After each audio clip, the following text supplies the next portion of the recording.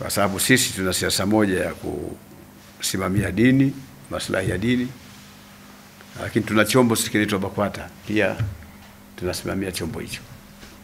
Na kingine hatuwezi kutoka katika kusimamia maslahi ya nchi au serikali iliyoko katika utawala. BAKWATA hatuwezi kuondoka hapo. Halafu mambo mengine yatakuja, lakini mambo matatu ndio mambo makubwa sana. Na ndio maana utaona hata katika hutuba zetu au mihadhara yetu au hata ile yangu kama utakuwa unaifuatilia, tunazungumza sana masuala ya amani. Sababu sisi tunajua nchi ilivyo. Tunazungumza sana masuala ya amani na uzalendo, watu kujenga uzalendo.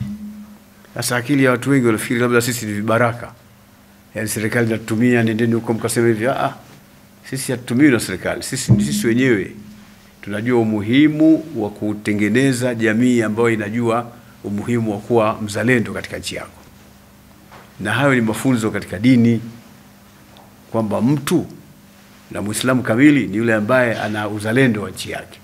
Tunajaribu kulifundisha ili watu kuwatoa fikra za ndani ya nchi au nje ya nchi za kuweza kuleta ufisadi katika nchi. Lakini vile vile tunajua umuhimu wa amani. Bila amani hakuna jambo litafanyika. Hata hayo mambo ya dini tunazungumza, misikiti, kuswali, kufanya hivi, kufunga mwezi wa Ramadhani, kwenda hija, hayo pia hawezi kukamilika kama nchi haina amani. Haiwezekani. Ndio maana kwa nikizungumza nadhani ilikuwa Iringa juzi, nikazungumza kwamba moja katika mambo muhimu ambayo ndio muhimili wa dini, kuna mambo matano. Lakini sisi kule Cairo katika mkutano wa mamufti tumesema haya mambo matano ni kweli: kuilinda dini, kulinda nafsi yako, kulinda heshima, kulinda mali. Vitu hivyo vyote viko katika hiyo misingi ya dini ambayo ndio inashikilia, ndio makusudio ya sheria ndio yako hapo. Ndio kama wanaita Kiarabu mahawir, yani mihimili ya dini, mambo matano. Sisi tukasema tuongeze la 6. Wenzetu wamepita, mashehe wameweka hayo matano huko nyuma, kwa miaka nenda miaka rudi. Kwa sasa kuna umuhimu wa kuweka jambo lingine la 6. Lipi?